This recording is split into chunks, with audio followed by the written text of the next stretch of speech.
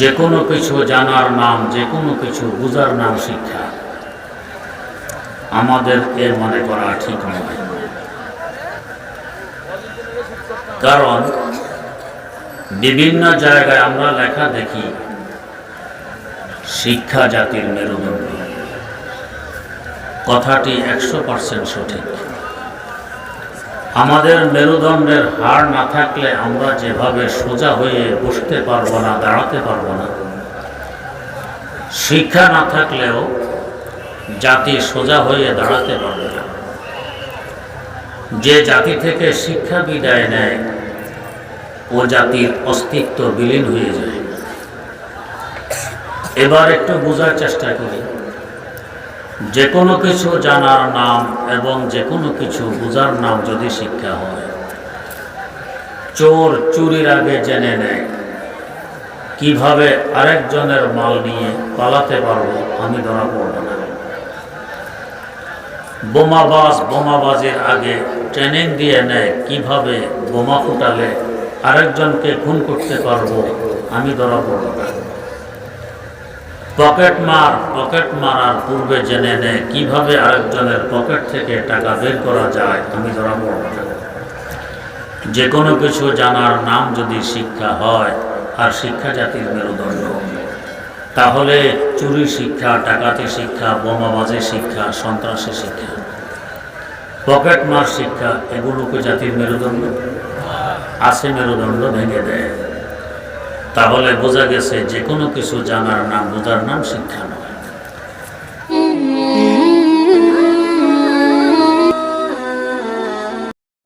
ونستعينه ونستغفره ونؤمن به ونتوكل عليه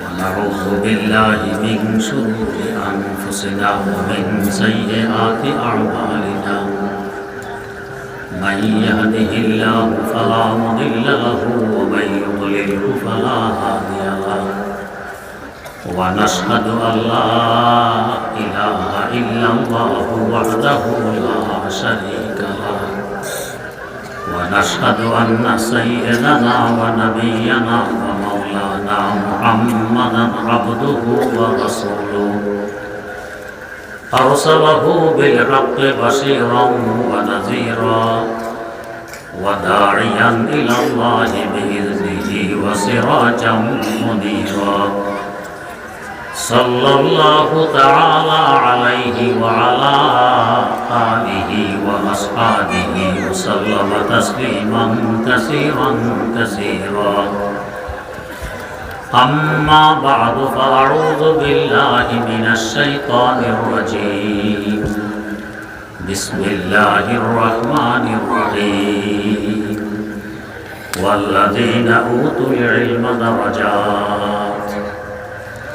وقال رسول الله صلى الله عليه وسلم من جاءه الموت وهو يطلب العلم ليحيي به الإسلام فبينه وبين النبيين درجة واحدة أو كما قال عليه الصلاة والسلام.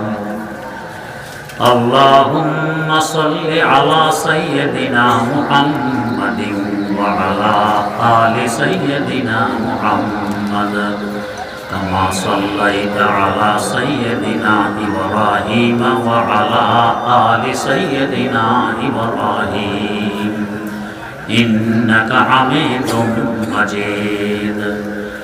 اللهم بارك على سيدنا محمد وعلى آل سيدنا محمد كما باركت على سيدنا إبراهيم وعلى آل سيدنا إبراهيم إنك حميد مجيد. দরাবপুর দারুল উলুম এমদাদিয়া মাদ্রাসার উদ্যোগে আজকের এই সমাবেশ। এই ধরনের মাদ্রাসাগুলোতে কি হয়, জাতিকে এরা কি উপহার দেয়,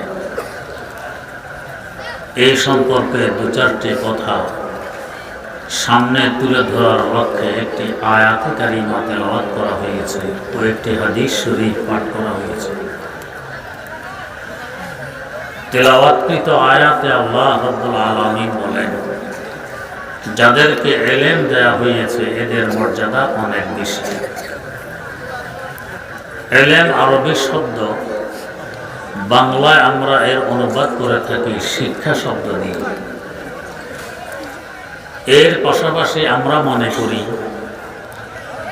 যে কোনো কিছু জানার নাম, যে কোনো কিছু বুঝার নাম শিক্ষা। আমাদের এর মনে করা ঠিক নয়, কারণ বিভিন্ন জায়গায় আমরা লেখা দেখি শিক্ষা জাতির মেরুদণ্ড। কথাটি 100% সঠিক। আমাদের মেরুদণ্ডের হাড় না থাকলে আমরা যেভাবে সোজা হয়ে বসতে পারবো না, দাঁড়াতে পারবো না, শিক্ষা না থাকলেও জাতি সোজা হয়ে দাঁড়াতে পারবে না। যে জাতি থেকে শিক্ষা বিদায় নেয় ও জাতির অস্তিত্ব বিলীন হয়ে যায়। এবার একটু বোঝার চেষ্টা করি, যে কোনো কিছু জানার নাম এবং যে কোনো কিছু বোঝার নাম যদি শিক্ষা হয়। চোর চুরির আগে জেনে নেয় কিভাবে আরেকজনের মাল নিয়ে পালাতে পারবো, আমি ধরা পড়ব না। বোমাবাজ বোমাবাজির আগে ট্রেনিং দিয়ে নেয় কিভাবে বোমা ফুটালে আরেকজনকে খুন করতে পারবো, আমি ধরা পড়ব না। পকেট মারার পূর্বে জেনে নেয় কিভাবে আরেকজনের পকেট থেকে টাকা বের করা যায়, আমি ধরা পড়ব না। যে কোনো কিছু জানার নাম যদি শিক্ষা হয়, আর শিক্ষা জাতির মেরুদণ্ড, তাহলে চুরি শিক্ষা, ডাকাতি শিক্ষা, বোমাবাজি শিক্ষা, সন্ত্রাসী শিক্ষা, পকেট মার শিক্ষা, এগুলোকে জাতির মেরুদণ্ড আছে, মেরুদণ্ড ভেঙে দেয়। তাহলে বোঝা গেছে যে কোনো কিছু জানার নাম, বোঝার নাম শিক্ষা নয়। যদি যে কোনো কিছু জানার নাম এবং বোঝার নাম শিক্ষা হয়, তাহলে বলতে হবে মুরগি শুধু শিক্ষিত নয়, অনেক বড় শিক্ষিত। উই পোকা অনেক বড় শিক্ষিত, মৌমাছি অনেক বড় শিক্ষিত, বাবুই পাখি অনেক বড় শিক্ষিত, ইঁদুর অনেক বড় শিক্ষিত। কিভাবে? মুরগির নিচে কতগুলো ডিম রেখে বসায় রাখলে 20-21 দিন পর ডিমগুলোতে বাচ্চা আসে। আপনি যদি এই ডিমের মধ্যে 1, 2, 3, 4 এভাবে সংখ্যা লেখে সিরিয়াল দিয়ে সাজাইয়ে রেখে দেন, আগামীকাল এসে দেখবেন আপনার সিরিয়াল ঠিক হয়নি। 1-এর জায়গায় 3, 3-এর জায়গায় 5, 5-এর জায়গায় 2 উলট পালট হয়ে গেছে। কে এমন করল? মুরগি নিজে। কেন করল? মুরগি একথা বোঝে যে আমার দেহের তাপ লাগার কারণে ডিমে বাচ্চা আসে। যদি মালিকের সিরিয়াল ঠিক রেখে আমি বসে থাকি, তাহলে যে ডিমগুলো সরাসরি আমার বুকের নিচে, এগুলোতে তাপ লাগবে বেশি। যেগুলো আমার পাশে আছে ওগুলোতে লাগবে কম। এতে করে পাশের ডিমগুলো হয়তো পচে যাবে, অথবা ওগুলোতে বাচ্চা আসবে দেরিতে। যদি পচে যায় অনেক বড় ক্ষতি, কতগুলো ডিম নষ্ট হয়ে গেল। আর যদি বাচ্চা দেরিতে আসে আমার জন্য অনেক বড় সমস্যা, কারণ যে ডিমগুলোতে বাচ্চা এসে গেছে, এই বাচ্চাগুলোর দাবি হবে আমাদের মুরগি মা আমাদেরকে নিয়ে বাইরে ঘোরাফেরা করুক এবং আমাদের আদারের ব্যবস্থা করুক। আর যে ডিমগুলোতে এখনো বাচ্চা আসেনি, এগুলোর দাবি হবে মুরগি আমাদেরকে বুকের নিচে নিয়ে খাঁচায় বসে থাকুক। এখন যদি মুরগি বাচ্চার দাবি পূরণ করার লক্ষ্যে বাইরে ঘুরে বাচ্চা নিয়ে খাঁচার ডিমগুলো পৌঁছবে, আর যদি ডিমের দাবি পূরণ করার লক্ষ্যে ডিম নিয়ে খাঁচায় বসে থাকে, বাচ্চাগুলো কাক চিলের খোরাক হবে, মহা সমস্যা। তাই মুরগি আপনার সিরিয়াল ঠিক না রেখে নিজে উলটপালট করতে থাকে, যাতে গড়ে সকল ডিমে সমান হারে তাপ লাগে। এবার একটু বোঝার চেষ্টা করি, আমাদের দেহ তো তাপ আছে, টেম্পারেচার। কার দেহের তাপ কি পরিমাণ বেশ কম এটা বুঝতে হলে আমরা থার্মোমিটার ব্যবহার করি। বগলের নিচে কিংবা জিহ্বার নিচে দিলে ওখানে ওঠে যে এখন এত ডিগ্রি তাপ আছে আমার দেহে। আমরা তাপমাত্রা বোঝার জন্য থার্মোমিটার মুখাপেক্ষী। মুরগি যে তার ডিমের তাপমাত্রা বুঝলো, ও তো থার্মোমিটার ব্যবহার করে না। তাহলে আমরা বেশি বুঝলাম না, মুরগি বেশি বুঝল। এরপরও তো মুরগিকে কেউ শিক্ষিত বলে না। আর একটু সামনে আসে, আমাদের বাচ্চা মায়ের পেট থেকে বের হওয়ার জন্য আল্লাহ পাক একটি রাস্তার ব্যবস্থা করে রেখেছেন। ওখান দিয়ে বাচ্চা বেরিয়ে আসে। মাঝে মধ্যে সমস্যা দেখা দিই আমরা হাসপাতালে ফোন করি, ওরা অ্যাম্বুলেন্স পাঠায়, রোগী নিয়ে হাসপাতালে উপস্থিত হই। ডাক্তার আল্ট্রাসাউন্ড করে, বাচ্চার পজিশন দেখে, প্রয়োজন বোধে পেট কেটে বাচ্চা বের করে আনে, যাকে সিজার করা বলা হয়। মুরগির ডিম থেকে বাচ্চা বের হওয়ার কি কোনো রাস্তা আছে? কোনো রাস্তা নেই, ডিমে কোনো ছিদ্র নেই। তার মানে প্রত্যেকটি বাচ্চা সিজারের মাধ্যমে বের হয়। কি সিজার করে? মুরগিকে কি দেখেছেন ফোন করতে হাসপাতাল যে আমার বাচ্চাগুলো ডিমের ভিতরে কতগুলো বাচ্চা, অ্যাম্বুলেন্স পাঠান? মুরগিকে দেখেছেন ডিম কতগুলো নিয়ে ডাক্তারের পিছনে পিছনে ঘুরতে, ডাক্তার সাহেব ভিতরে বাচ্চা আছে, বের হওয়ার তো রাস্তা নেই, একটু আল্ট্রাসাউন্ড করুন, সিজার করুন, বাচ্চাগুলো বের করে আন? না, সিজার কে করবে?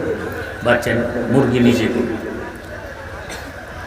তাও একসাথে ডিমের খোসা ভেঙে বাচ্চাকে বের করে আনবে না, কারণ হঠাৎ করে বাইরের আবহাওয়া তার সহ্য না হতে পারে।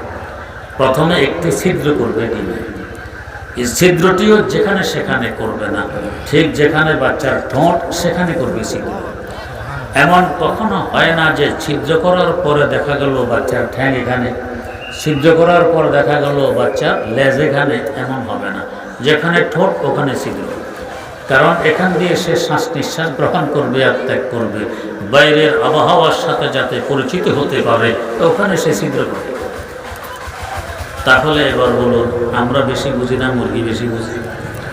আমাদের সিজারে ভুল হয় মাঝে মধ্যে, মুরগির সিজারে কোনো ভুল হয় না। এই সিজারের যোগ্যতা অর্জন করতে আমাদেরকে প্রাইমারি স্কুল থেকে নিয়ে মেডিকেল কলেজ পর্যন্ত অন্তত 20টি বছর লেখাপড়া করতে হয়েছে।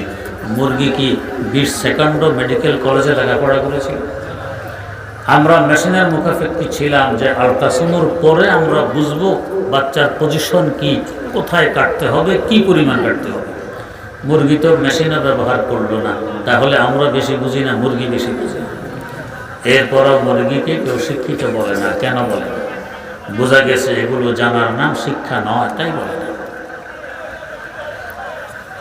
আমাদের বাচ্চার বয়স 2.5 মাস 3 মাস হয়ে যায়, পায়খানা করে, মা আসতে একটু দেরি হয়ে গেছে, এসে দেখে মাশাআল্লাহ অর্ধেক পরিষ্কার করে ফেলছে।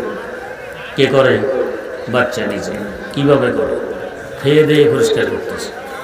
আরও দেরি করলে পুরোটাই খেয়ে ফেলত। ও তো মনে করে হালুয়া। কিন্তু মুরগির বাচ্চা আজ ডিম থেকে বেরিয়ে এসেছে, তার সামনে একটি চাল ভাঙা খুদ রেখে দিন, পার্শ্বে একটি পাথরের কণা রেখে দিন, পাথরের কণার সুরত, রং, আকার খুদের নেয়। আমরাও বুঝতে পারবো না কোনটি চাল ভাঙা খুদ আর কোনটি পাথরের কণা।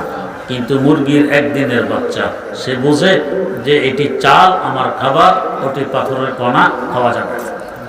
মরগ কাজ বাজে যাবে রুম আয়া দরুজি তলবাজ, মরগ কাজ বাজে যাবে রুম আয়া দরুজি তলবাদ, আদমি জাদা নাদানাদ খেরা দো আকল তমিজ, আদমি জাদা নাদানাদ খেরা দো আকল তমিজ। মানুষের বাচ্চা বুঝলো না, মুরগির বাচ্চা বুঝলো। তাহলে আমরা বেশি বুঝি না মুরগি বেশি বুঝি? এরপরও মুরগিকে কেউ শিক্ষিত বলে না। কেন বলে না? বাধা কোথায়? বোঝা গেছে এগুলো জানার নাম শিক্ষা নয়, তাই বলে। এই যে আমরা এখানে আলোর ব্যবস্থা করলাম, কেন্দ্র থেকে খাম্বা গেড়ে গেড়ে খাম্বার মাথায় তারের সংযোগ দিয়ে এখানে আলো নিয়ে এসেছি। তুফান তাফান হলে খাম্বা উল্টে পড়ে, তার ছিঁড়ে আমরা অন্ধকারে ডুবে থাকি।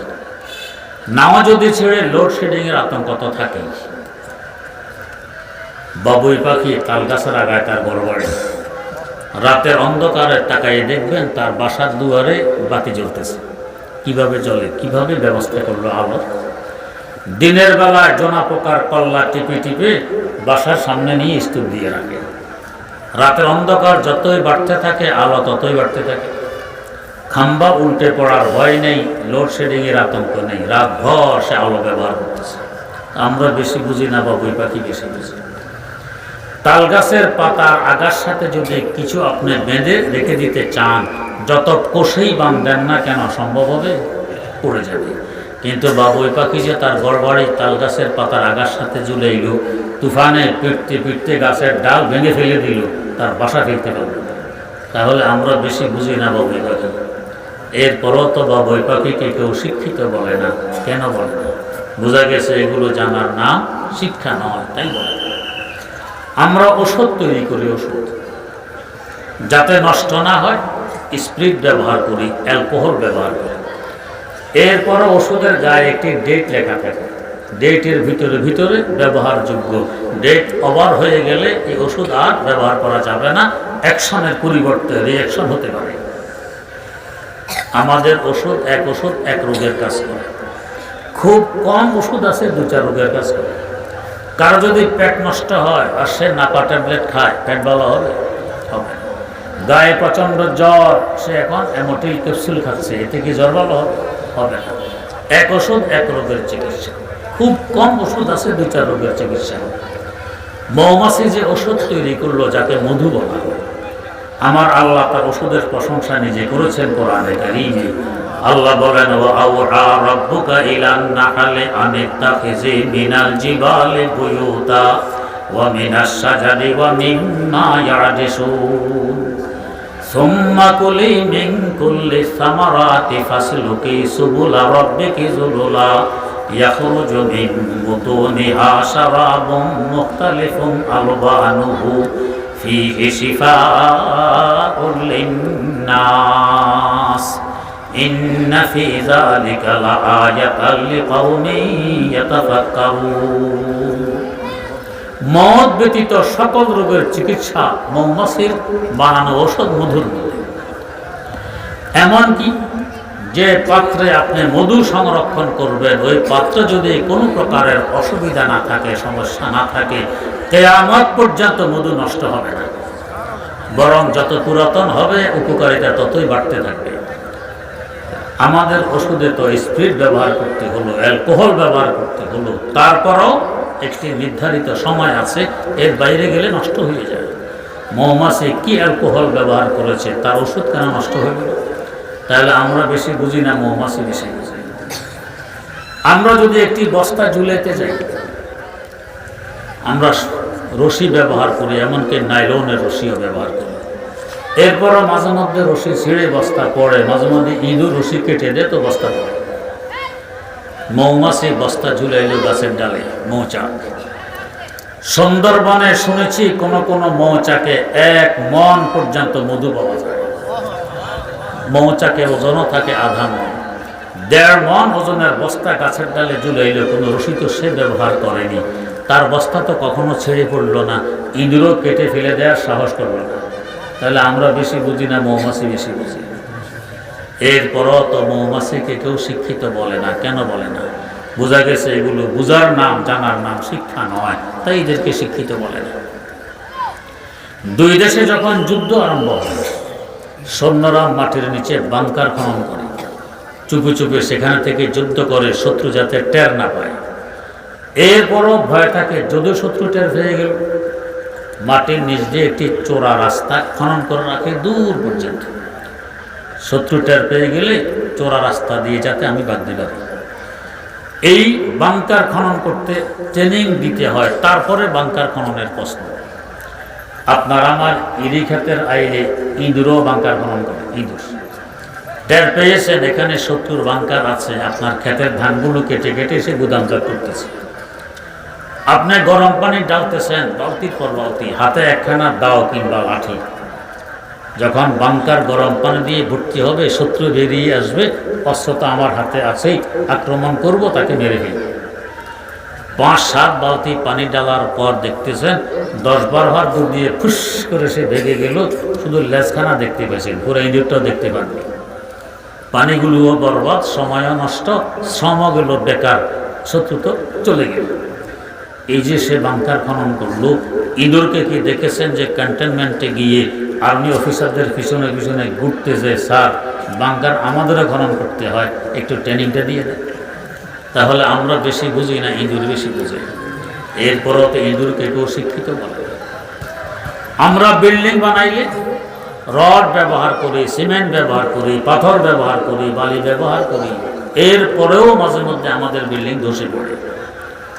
বাঁশঝাড়ের নিচে এখানে সেখানে উই পোকা বিল্ডিং বানায়। উই পোকা লাঠি দিয়ে পিটালেও তার বিল্ডিং আপনি ভাঙতে পারবেন না, নিজের দোষে পড়া তো প্রশ্নই আসে না। ভিতরে কত প্রকারের কামরা, ছোট বড় কত রকম রাস্তা মসৃণ করে রেখে দিয়েছে। সে তো রড ব্যবহার করেনি, সিমেন্ট ব্যবহার করেনি, পাথর ব্যবহার করেনি, তার বাড়ি কেন দোষে পড়ল? তাহলে আমরা বেশি বুঝি না ওই পোকা, আমরা বড় ইঞ্জিনিয়ার না ওই পোকা। এরপরও তো ওই পোকাকে কেউ ইঞ্জিনিয়ার বলে না, শিক্ষিত বলে না। কেন বলে না? বোঝা গেছে এগুলো জানার নাম শিক্ষা নয়, তাই বলে না। তাহলে বোঝার প্রয়োজন কি জানার নাম শিক্ষা, কাকে শিক্ষা দেবে? বিস্তারিত আলোচনা করতে গেলে অনেক সময় লাগবে, তা এত সময় এখন দিতে পারবো না, তো সংক্ষেপে বলছি। বুখারী শরীফে একটি অধ্যায় আছে, কিতাবুল ইলম, শিক্ষা সম্পর্কে আলোচনা। এই অধ্যায়ের ব্যাখ্যা গ্রন্থ খুলে দেখুন, শিক্ষা বলা হয় ওই জানাকে, ওই বোঝাকে যে জানার মধ্যে কোনো ভুল নেই, যে জানায় কোনো ত্রুটি নেই, যে জানায় কোনো পদস্খলন নেই, যে জানায় কোনো ধোঁকা নেই, এমন নির্ভেজাল জানাকে বলে শিক্ষা। এবার আসুন, এটা কোন জানা? আমরা কোনো কিছু জানার জন্য প্রথমে আমাদের দেহের 5টি অঙ্গ ব্যবহার করে থাকি। এই অঙ্গগুলোকে বাংলায় বলে পঞ্চ ইন্দ্রিয়, আরবিতে বলে আল হাওয়াসুল খামসা। এই অঙ্গগুলো যথাক্রমে জিহ্বা, চক্ষু, কর্ণ, নাসিকা ও ত্বক। ত্বক মানে চামড়া। এই লৌহদণ্ডটি ঠান্ডা না গরম? চামড়া লাগাইলেই চামড়া বলবে এটা ঠান্ডা। গরম ঠান্ডা বুঝলাম চামড়া দিয়ে। অমক বস্তু টক না মিষ্টি, এটা বুঝবো জিহ্বা দিয়ে। আওয়াজটি কার, বুঝবো কান দিয়ে। অমক বস্তু সুন্দর কি অসুন্দর, বুঝবো চোখ দিয়ে। অমক বস্তুতে গ্রাণ না গন্ধ, এটা বুঝবো নাক দিয়ে।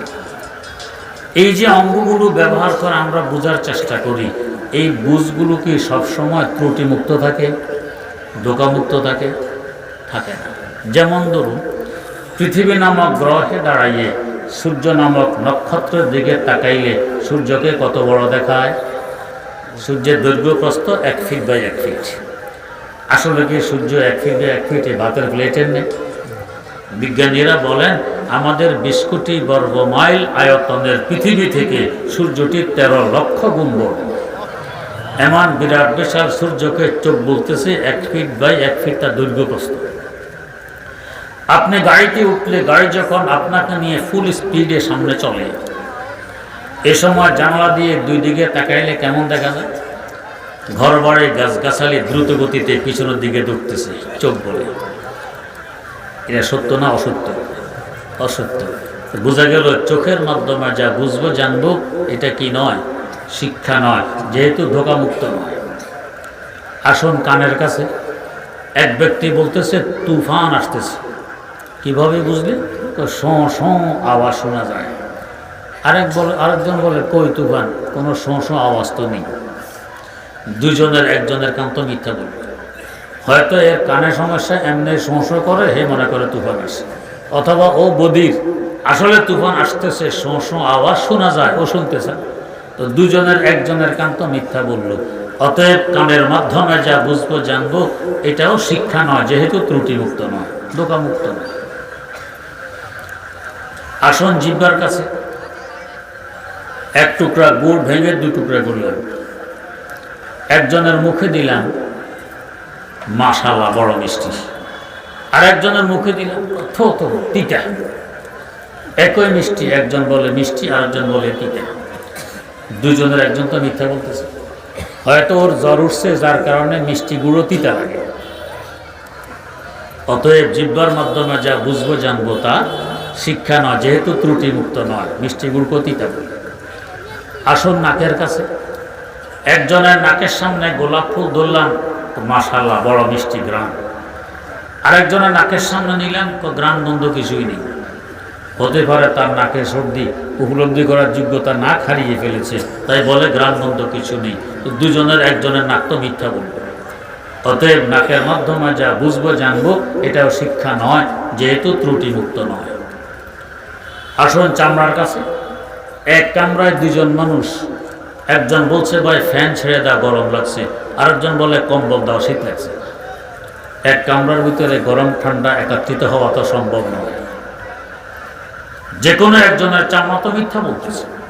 হয়তো বাস্তবে আবহাওয়া ঠান্ডা, ওর প্রেশার উঠছে তাই গরম লাগে, অথবা আবহাওয়া গরম, এর উঠছে জ্বর তাই ঠান্ডা লাগে। তো যে কোনো একজনের চামড়া তো মিথ্যা বলে দিল। অতএব চামড়ার মাধ্যমে যা বুঝবো জানবো এটা শিক্ষা নয়, যেহেতু ত্রুটিমুক্ত নয়। আমাদের এই অঙ্গগুলো ব্যবহার করে আমরা যা কিছু শিখি, এর মধ্যে ভুল থাকলে ভুলটা ধরিয়ে দেওয়ার জন্য আমার আল্লাহ আমাদেরকে আরেকটি নিয়ামত দান করেছেন, যাকে বলা হয় আকল, যাকে বলা হয় বিবেক। চোখ বলে সূর্য দৈর্ঘ্য প্রস্থ 1 ফিট বাই 1 ফিট, আকল বলে না। তোমার পৃথিবী থেকে 9,30,00,000 মাইল দূরে থাকার কারণে ছোট দেখায়, আসলে পৃথিবী থেকে 13 লক্ষ গুণ বড়। চোখ বলছে গাড়ির দুই পাশের ঘর বাড়ি গাছগাছালি দ্রুত গতিতে পিছনের দিকে দৌড়ছে, আকল বলে না, তোমাকে নিয়ে তোমার গাড়ি দ্রুত গতিতে সামনে দৌড়ছে, ওরা আপন জায়গায় স্থির আছে। কান বলে তুফান আসতেছে, চোখ বলে না, আকল বলে না, তোমার কানে সমস্যা, এমনি শোষ করে। জিহ্বা বলছে গুড় তিতা, আকল বলে তোমার জ্বর উঠেছে এই জন্য তিতা লাগে, বাস্তবে মিষ্টি।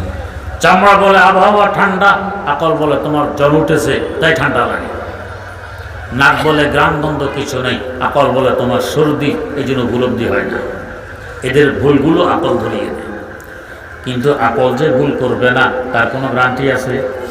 নেই। এই পঞ্চ ইন্দ্রিয় যেভাবে ভুল করে, আকল এইভাবে ভুল করে। যেমন ধরুন, এক সময় বিজ্ঞানীদের ধারণা ছিল যে সূর্য এক জায়গায় স্থির থাকে, পৃথিবী তার চতুর্দিক দিয়ে ঘুরে। ফিসাগুরসের জমানা। এর বহুকাল পর তাদের থিওরির পরিবর্তন ঘটল, বলল না, পৃথিবী এক জায়গায় স্থির থাকে, সূর্যের চতুর্দিক দিয়ে ঘুরে। এর বহুকাল পর আবার থিওরি পরিবর্তন ঘটল যে না, সূর্যকে কেন্দ্র করে কতগুলো গ্রহ নক্ষত্র ঘুরে। আর এখন কি বলে, সব কিছু ঘুরে, কোনো কিছু স্থির নেই, সব কিছু ঘুরে। সাথে আমরা যোগ দিই যে সব কিছু ঘুরার সাথে বিজ্ঞানও ঘুরে। এটাও এক অবস্থায় থাকে না, ঘুরতে থাকে একবার এক। তো এই যে এতগুলো থিওরি সামনে আসলো, সব তো আমার আকলের ফসল। এই সবগুলো সত্য হওয়া কি সম্ভব? যে কোনো 3টি তো নিঃসন্দেহে মিথ্যা, হতে পারে 4টি মিথ্যা। পঞ্চম কোনো থিওরি সামনে আসতেছে, এই 4টিকে মিথ্যা প্রমাণ করে দিবে। আকলও ভুল করতেছে। আকলের এই ভুল কে ধরে দিবে? আকল যেখানে গিয়ে অচল হয়, এর সামনে কিভাবে চলবে? আল্লাহ পাক আকলের ভুল ধরার জন্য এবং এই আকলের পরিধির সামনে অগ্রসর হওয়ার জন্য আরেকটি মহা দৌলত আমাদেরকে দান করেছেন, যে দৌলতকে বলা হয় ওহী, ঐশী বাণী। ওহী শিক্ষার এমন একটি মাধ্যম যার মধ্যে কোনো ভুল নেই, ত্রুটি নেই, ধোঁকা নেই, পদস্খলন নেই, মিথ্যা নেই। তাই তো ওহী সম্মিলিত কিতাবের প্রারম্ভে আমার আল্লাহ বলে দিয়েছেন, যালিকাল কিতাবু লা রাইবা ফীহ। কিতাবটি এমন একটি কিতাব, এর মধ্যে সন্দেহের কোনো অবকাশ নেই। তাহলে এখন বুঝতে পারলাম এটা হলো একমাত্র শিক্ষা, যেহেতু এর মধ্যে ভুল নেই, ত্রুটি নেই, ধোঁকা নেই, পদস্খলন নেই। শিক্ষা জাতির মেরুদণ্ড। এই শিক্ষা যাকে দেয়া হয়, আল্লাহ পাক বলেন তার মর্যাদা অনেক বেশি। কয়েকটি দৃষ্টান্ত দিচ্ছি। ছোট্ট বাচ্চা যখন সকালে মক্তবে যায়, শিক্ষক বলে পড়ো আলিফ, আওয়াজটি প্রথমে তার কানে পৌঁছল, তার মানে তার কান প্রথম নম্বরে আলেম হয়। উস্তাদের জবান থেকে শুনতে শুনতে আলেম হয় কান। আল্লাহ পাক যদি চাইতেন আমাদের হাঁটুতে কিংবা টাকনুতে কান ফিট করে দিতেন, ওখান দিয়ে শুনতাম, অসুবিধার কিছু নেই। ওখানে ফিট করলে কান নামক আলেমের ইজ্জত রক্ষা হবে না, তাই দেহের ঊর্ধ্বাংশে ফিট করলেন যাতে কানের ইজ্জত রক্ষা হয়, উপরে স্থান দিলেন। আমরা শুনি একটি পাতলা পর্দার মাধ্যমে, আল্লাহ পাক চাইলে সে পর্দাটি কানের মুখের মধ্যে ফিট করে দিতে পারতেন, সেখানে না দিয়ে তো ভিতরে দিলেন যেখানে আমাদের আঙ্গুলের মাথাও পৌঁছে না। কারণ কানের মুখের মধ্যে পর্দা ফিট করলে খোঁচা খাঁচা লাগতে পারে, আলেমের ইজ্জত রক্ষা হবে না, তাই ভিতরে দিলেন যাতে নিরাপদে থাকতে পারে। এর পাশাপাশি আমরা যখন ঘুমাই, ঘুমন্ত ব্যক্তি অচেতন, রাতের বেলায় বাতি নেই, অন্ধকার, এই সুযোগে হাজার হাজার পিপিলিকা অন্যান্য পোকামাকড় লাইন বেঁধে কানের ভিতরে গিয়ে বাসা বাঁধতে পারত না? পারত। কিন্তু আজ পর্যন্ত শুনেছেন অমক ঘুমন্ত ব্যক্তির কানের ভিতরে পিপিলিকা বাসা বেঁধেছে? শোনেননি। কেন বাঁধল না? আমার আল্লাহ কানের দুয়ারে ফেরেশতা বসায় রেখে দিয়েছেন যে ভিতরে একজন আলেম আছে, এদেরকে এখানে ঢুকতে দেয়া যাবে না, ঢুকলে আলেমের ইজ্জত রক্ষা হবে। ওয়াল্লাযীনা উতুল ইলমা দারাজাত, আলেমের মর্যাদা। 2 নম্বর আলেম হয় আমাদের জবান, জিহ্বা। ওস্তাদ বলেন পড়ো আলিফ, তখন ছাত্র জিহ্বা ব্যবহার করে পড়ে আলিফ, জিহ্বা হলো আলিফ। আল্লাহ পাক চাইলে জিহ্বা আমাদের হাঁটুতে দিতে পারতেন, এখান দিয়ে কথা বলতেন, সেখানে না দিয়ে মুখের ভিতরে কেন দিলে? নিম্নাংশে দিলে আলেমের ইজ্জত রক্ষা হবে না, ঊর্ধ্বাংশে দিলেন। দিলেন তো দিলেন, একটি সংরক্ষিত ঘরের ভিতরে থাকার ব্যবস্থা করে দিলেন। আমাদের মুখগহ্বর একটি সংরক্ষিত ঘর। এর পাশাপাশি জিহ্বা নামক আলেমের চতুর্দিক দিয়ে 32 জন পুলিশ দাঁড় করাই রেখে দিলেন, এরা আলেমের হেফাজত করবে। যখন আপনি দাঁতের মাড়ি বন্ধ করেন, বাইরে থেকে কোনো কিছু ঢুকা সম্ভব? পুলিশ পাহারাদারি করতেছে, ভিতরে আলেম আছে। এখানে কেউ প্রশ্ন করবেন, যদি 32 জন পুলিশ আলেমের পাহারাদারি করে, মাঝে মাঝে কামড় দেয় কেন? ভাইরা, আমাদের দেশেও তো পুলিশ আছে। পুলিশের উদ্দেশ্য কি জনগণকে ডান্ডা লাগানো না সেবা করা? সেবা করা। এরপরে ডান্ডাও তো লাগায় মাঝে মাঝে। কেন লাগায়? জনগণ যখন সীমা লঙ্ঘন করে তখন ডান্ডা লাগায়, সীমার ভিতরে থাকলে কি ডান্ডা লাগায় না। তো জিহ্বা যতক্ষণ তার সীমায় আছে অতক্ষণ হেফাজত করতেছে। জিহ্বা নিজের স্থানে থাকলে আপনার চেষ্টা করলেও কি কামড় দিতে পারবেন? দেখেন তো, চেষ্টা করে পারেননি, জিহ্বা আপনার জায়গায় রেখে কামড় দিতে পারবেন না। যখন সীমা লঙ্ঘন করে তখন পুলিশ সতর্ক করে, হুজুর আপনি তো বেরিয়ে চলে এসছেন, এটা আপনার আসা জায়গা নয়। এর পাশাপাশি 2টি গেটের ব্যবস্থা করে দিলেন, ঠোঁট বন্ধ করলে ভিতরে বাতাসও ঢোকে না। কেন এত ব্যবস্থাপনা? ভিতরে জিহ্বা নামক একজন আলেম আছে। আবার কেউ কেউ দেখা যায় ঘুমানোর সময় হা করে ঘুমায়, শ্বাস নিঃশ্বাস মুখ দিয়ে গ্রহণ করে আবার ত্যাগ করে, হা করে ঘুমায়। এক তো সে অচেতন, দ্বিতীয় রাতের বেলা অন্ধকার, বাতি বুতি নেই, এই সুযোগে এই মুখের ভিতর দিয়ে ইঁদুর ঢুকতে পারে না? পারে। তেলাপোকা ঢুকতে পারে না?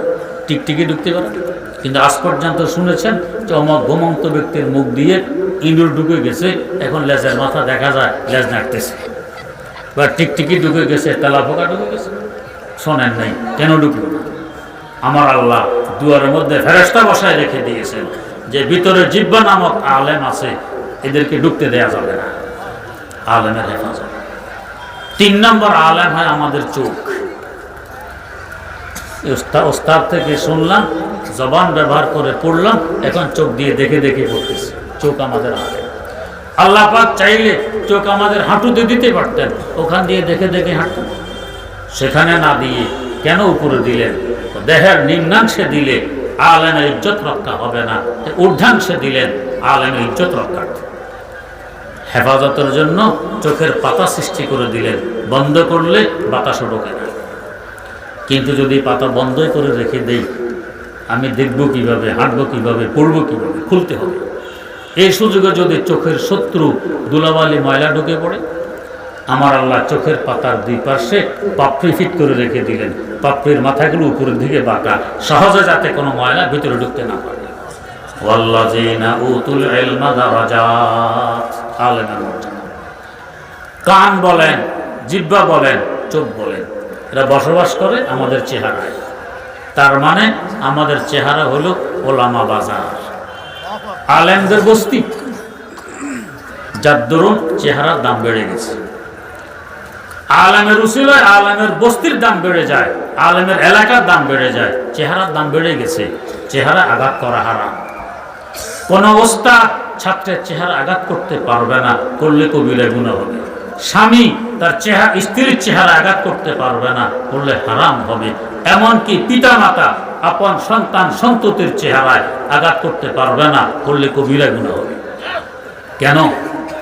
এটা ওস্তাদদের বস্তি, এটা আলেমদের বস্তি, এখানে আঘাত করা যাবে না। চেহারার মূল্য বেড়ে গেছে আলেমের কারণে। আলেমের পদধূলি যেখানে পড়ে ওই জায়গার মূল্য বেড়ে যায়।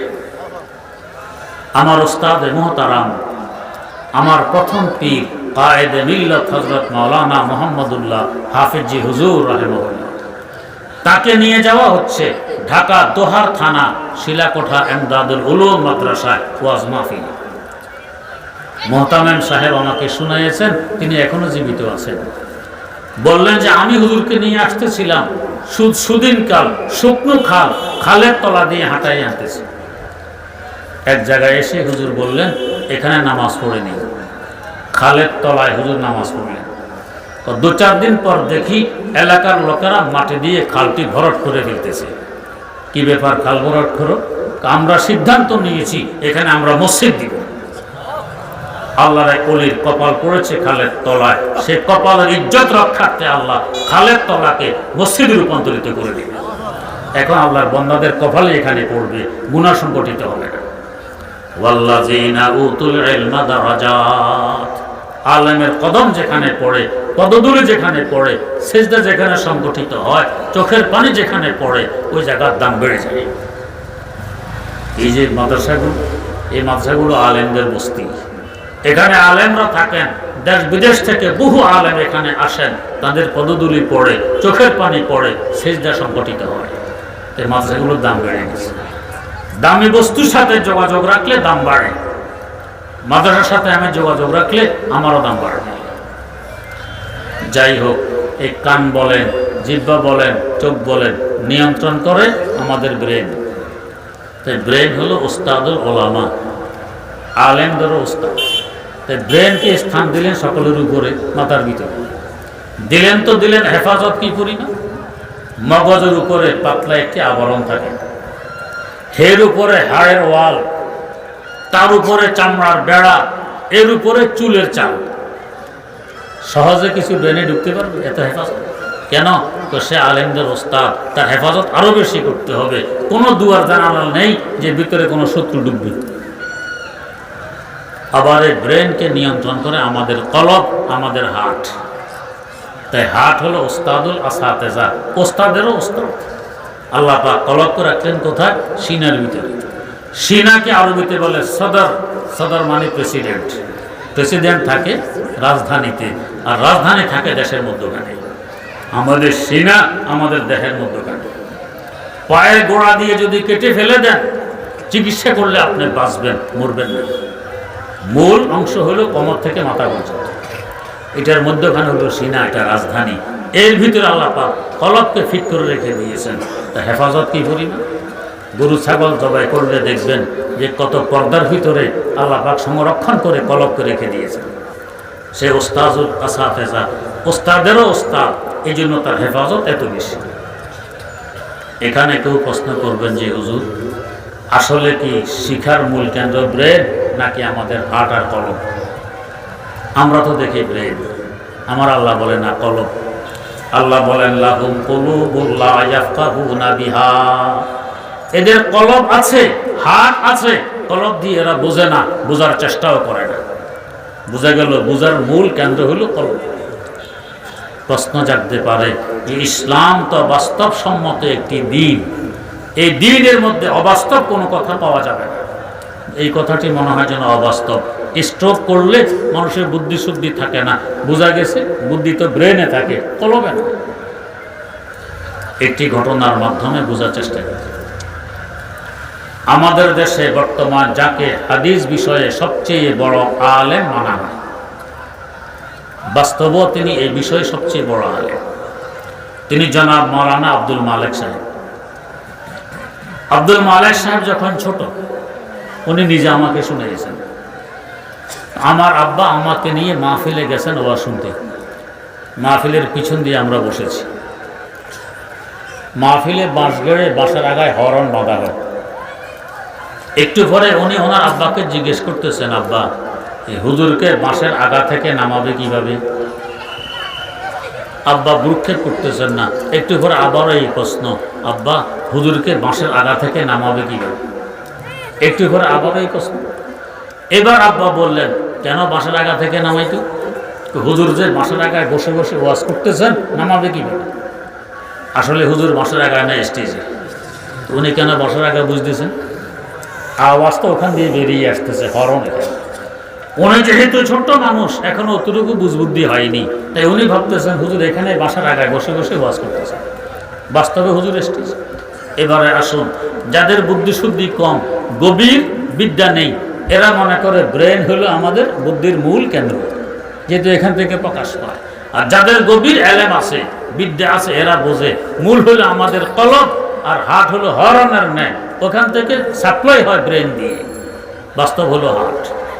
তাই দেখা গেছে এক শ্রেণীর মানুষ ব্রেনের উপরে মেহনত করে, এদেরকে বলা হয় বিজ্ঞানী, এদেরকে বলা হয় বুদ্ধিজীবী। আর আরেক শ্রেণীর মানুষ কলবের উপরে মেহনত করে, এরা হযরতে আম্বিয়ায়ে কেরাম আলাইহিমুস সালাতু ওয়াস সালাম, তাদের উত্তরসূরি এবং ওয়ারিস হিসাবে আলেম সমাজ। ব্যবধান কত! বিজ্ঞানীরা ব্রেনের উপরে মেহনত করে বহু কিছু আবিষ্কার করেছে, আমরা অস্বীকার করি না, এগুলো দিয়ে আমরা উপকৃত হই। যেমন মাইক, এটা ব্রেনের আবিষ্কার, ছোট আওয়াজকে বড় বানায় দেয়। কিন্তু বর্তমান বিশ্বের হিসাবে দেখা গেছে বিশ্বের মোট আয়ের 80% আয় ব্যয় হয় অস্ত্রের পিছনে। পারমাণবিক অস্ত্র, অ্যাটম বোম, এই বোম সেই বোম, এই অস্ত্রের পিছনে ব্যয় হয় 80% আয়। এই অস্ত্রগুলো তো আমরা এই জন্য বানাই, এই জন্য খরিদ করি যে সুন্দরবন থেকে বাঘ বেরিয়ে আসবে, ওটা মারতে হবে। অস্ত্র তো এই জন্য বানাই, এই জন্য খরিদ করি যে আকাশ থেকে বিশাল অজগর সাপ উঠতে পারে, এটা মারা লাগবে। কি জন্য? মানুষ মারার জন্য। তার মানে বিশ্বের মোট আয়ের 80% আয় ব্যয় হয় মানুষ মারার পিছনে, আর 20% আয় ব্যয় হয় মানুষকে জিন্দা রাখার পিছনে। এটা ব্রেইনের ফসল। পক্ষান্তরে যারা কলবের উপরে মেহনত করে, আলেম সমাজ, হযরতে আম্বিয়ায়ে কেরাম আলাইহিমুস সালাতু ওয়াস সালাম, তাদের কলবের মেহনতের বরকতে লক্ষ কোটি অমানুষ মানুষে পরিণত হয়। কত ব্যাপক! ফারুক আজম ওমর রাদিয়াল্লাহু তাআলা এক সময় উট চড়াইতে জানতেন না, আব্বা আমাকে ধমক দিতেন যে উট চড়ানোর যোগ্যতা নেই তোমার। আর এক সময় অর্ধ জাহানে রাখালি করে গেছেন, কত সুখ শান্তির মাধ্যমে। ভারতবর্ষ যখন স্বাধীন হয়, ইংরেজ খেদা আন্দোলন চলে, মহাত্মা গান্ধীকে প্রশ্ন করা হয়েছিল ইংরেজ চলে গেলে এই দেশ কোন সংবিধান দিয়ে পরিচালিত হবে। মহাত্মা গান্ধী কোনো মুসলমান ছিলেন না, ছিলেন হিন্দু মুসলিম। জবাব দিলেন, আজ থেকে 1450 বছর আগে খলিফা ওমর যেই সংবিধান দিয়ে অর্ধ জাহান শাসন করে গেছেন, সেই সংবিধান দিয়ে ভারতবর্ষ চলবে। কেমন মানুষের পরিবর্তন হয়ে গেল কলবের দেহ। সিরিয়ার রাজধানী দামেস্ক, মুসলমানরা দামেস্কের কিল্লা ঘেরাও করে রেখেছে, কিন্তু জয়ী হতে পারতেছিল না, খ্রিস্টানদের দখলে কিল্লা। বহুদিন পর খ্রিস্টান নেতা নেত্রীরা শর্ত দিল, তোমাদের খলিফা ওমর যদি সশরীরে মদিনা থেকে এখানে এসে সন্ধিপত্রে দস্তখত করে, তাহলে আমরা কিল্লা ছেড়ে দিতে পারি, এর আগে কিল্লা ছাড়া হবে না। মদিনায় সংবাদ আসলো, ওমরে ফারুক রাদিয়াল্লাহু তাআলা আনহু রওনা হয়ে গেলেন যে আমার যদি একজনের উপস্থিতিতে দামেস্ক মুসলমানদের হাতে আসে, এই সওদা বড় সস্তা। আজ পূজায়া বিচনে বাজারেরা, কেব এক গোল মেঘুরি গুলজারেরা, কেব এক গোল মেঘুরি গুলজারেরা। মদিনায়ে মুনাওয়ারা থেকে দামেস্কের দূরত্ব প্রায় 1900 কিলোমিটার। রওনা করলেন সফর সঙ্গী হিসাবে, সাথে একজন গোলাম, খাওয়ার জন্য 4টা ছাতু, যে পোশাকটি গায়ে আছে ওই পোশাকে 12টি তালি রওনা করবে। আমরা তো রাষ্ট্রপ্রধানও নই, মন্ত্রীও নই, প্রতিমন্ত্রী। এক ডিস্ট্রিক্ট থেকে আরেক ডিস্ট্রিক্ট যাওয়ার সময় কত গাড়ি ঘোড়া হুইসাল লাঠি ছোটা অস্ত্র সামনে পিছনে জাতির কোটি কোটি টাকা আমরা ব্যয় করে ফেলতেছি। আর অর্ধজাহানের ক্ষমতার মালিক একজন মাত্র সফর সঙ্গী, যানবাহন হিসাবে মাত্র একটি ওট, খাওয়ার জন্য থৈলিতে 4টা ছাতু, আর গায়ে 12টি জামা, 12টি তালিওয়ালা জামা। রওয়ানার সময় গোলামের সাথে ঠিক করে নিলেন যে 1 মঞ্জেল তুমি ওটের পিঠে বসা থাকবে, আমি রশি ধরে ধরে হাঁটবো, আর 1 মঞ্জেল আমি ওটের পিছনে বসবো, তুমি রশি ধরে ধরে হাঁটবে। এমন সমতা কে দেখিয়ে গেছে দুনিয়াতে? মুসলমান ছাড়া কেউ দেখাইতে পারে না। এভাবে চলছে সিরিয়ার দিকে। সিরিয়ার কাছে পৌঁছলে মুসলমানেরা এগিয়ে আসলেন, খলিফাকে অভ্যর্থনা দিয়ে দামেস্কে নিয়ে যাবেন। এসে দেখেন যে তার গায়ে 12টি তালিওয়ালা জামা। আশ্চর্য কথা, রোম সম্রাট, তৎকালীন সুপার পাওয়ার, এরা যদি দেখে মুসলমানদের খলিফার এই অবস্থা, তাহলে খলিফার কোনো ইজ্জত কদর তাদের কাছে থাকবে না। ভালো একটি জামার ব্যবস্থা করা হইল। উনি মন ভাঙলেন না, তালিওয়ালা জামা খুলে ওদের ভালো জামা গায়ে দিলেন। আবার ভালো জামাটি খুলে রেখে তালিওয়ালা জামা পুনরায় গায়ে দিলেন। বললেন, তোমাদের জামা তোমাদের মোবারক হোক। আমার তালিওয়ালা জামায় যে নূর পরিলক্ষিত হচ্ছে, তোমাদের ভালো জামায় সে নূর পরিলক্ষিত হচ্ছে না। শেষ প্রান্তে পৌঁছলেন, আল্লাহ পাকের মসজিদ, তার ভাগে আসলে ওটের লাগাম টানা, গোলামের ভাগে আসলে ওটের পিঠে বসা। গোলাম বলছে, হুজুর আপনি পিঠে বসুন, আমি লাগাম টেনে হাঁটি। অসম্ভব, এটা তোমার হক। আমার হক আমি ছেড়ে দিলাম। তুমি হক ছেড়ে দিলে তুমি জানবে, আমি জানবো, তোমার আমার খোদা জানবে। ইতিহাসে এক সময় উঠবে আর বলবে যে ওমর ক্ষমতার দাপটে গোলামকে 2 মঞ্জিল পায়ে হাঁটাই এনেছে, নিজে ওটের পিঠে বসে এসেছে। এই কলঙ্ক ইতিহাসে থাকবে, সম্ভব হবে না। এভাবে কিল্লার দ্বার প্রান্তে পৌঁছলেন হাকিমুল উম্মত মুজাদ্দিদুল মিল্লাত শাহ আশরাফ আলী থানভী রাহমাতুল্লাহ আলাইহি লেখেন, কিল্লার প্রাচীরের উপর খ্রিস্টান নেতা নেত্রীরা, পাদ্রীরা দাঁড়াই আছে, মুসলমানদের খলিফা আসতেছে। তাদের তো ধারণা কি মিছিল নিয়ে আসবে, শান শওকত নিয়ে। দেখে যে মাত্র 2 জন মানুষ, একজনের হাতে ওটের লাগাম, গায়ে 12টি তালিওয়ালা জামা, আর একজন ওটের পিঠে বসে আছে। কিল্লার পাশে পৌঁছলে প্রাচীরের উপর থেকে গেটের চাবি নিক্ষেপ করে দিয়ে দিল। ও ওমর, চাবি নিয়ে যাও, কিল্লা তোমাকে দিয়ে দিলাম। শুধু কিল্লা নয়, আমাদের কল্লাও দিয়ে দিলাম। এখন থেকে আমরা তোমার গোলাম। পড়ে নিচ্ছি লা ইলাহা ইল্লাল্লাহু মুহাম্মাদুর রাসূলুল্লাহ। জিজ্ঞেস করা হলো, ওমর তো এখনো দাওয়াত দেয়নি, সন্ধিপত্রের সিগনেচার করেনি, কিল্লা কেন দিয়ে দিলে? তোমরা কোন ইসলাম গ্রহণ করো? পাদ্রীরা জবাব দেয়, আমাদের ধর্মীয় গ্রন্থে লেখা আছে, এক জমানায় মদিনা থেকে এমন এক মহামানবের পদার্পণ ঘটবে এই জমিনে, যার গায়ে থাকবে 12টি তালিওয়ালা জামা, হাতে থাকবে ওটের লাগাম। ওই মহামানব এই জমিনে আসলে দুনিয়ার কোনো শক্তি নেই, কোনো ক্ষমতা নেই, এই জমিন তার থেকে উদ্ধার করে রাখতে পারে। অতএব আমরা নিশ্চিত এই কিল্লা তার দখলে চলে যাবে। তাই যুদ্ধ ছাড়া, সন্ধি ছাড়া এমনি কিল্লা তাকে দিয়ে দিলাম। আমাদের ধর্মীয় গ্রন্থে কোথাও লেখা আছে, এই মহামানব যে ধর্মের অনুসারী হবে, ওই ধর্ম হবে হক এবং সত্য ধর্ম। হক বুঝে আসলে, সত্য বুঝে আসলে মেনে নেয় বুদ্ধির পরিচয়। আমরা সে হক মেনে নিলাম। ও ওমর, তোমার গোলামে পরিণত হলাম, শুনে নাও। পড়ে নিচ্ছি লা ইলাহা ইল্লাল্লাহু মুহাম্মাদুর রাসূলুল্লাহ। जो न थे खुद राह पर गैरों के हादी बन गए, क्या नजर थी जिसने मुर्दों को मसीहा कर दिया, क्या नजर थी जिसने मुर्दों को मसीहा कर दिया। এক সময় মুক্তরাইতে জানতেন না, কলবের মেহনতের বরকতে এখন অর্ধ জাহানের শাসক। ওয়াল্লাযিনা উতুল ইলমা দারাজাত। এই আলেম কান যার, এই আলেম জবান যার, আলেম চক্ষু যার, আলেম ব্রেন যার, আলেম কলব যার, তার মর্যাদা কি পরিমাণ হবে চিন্তা করুন।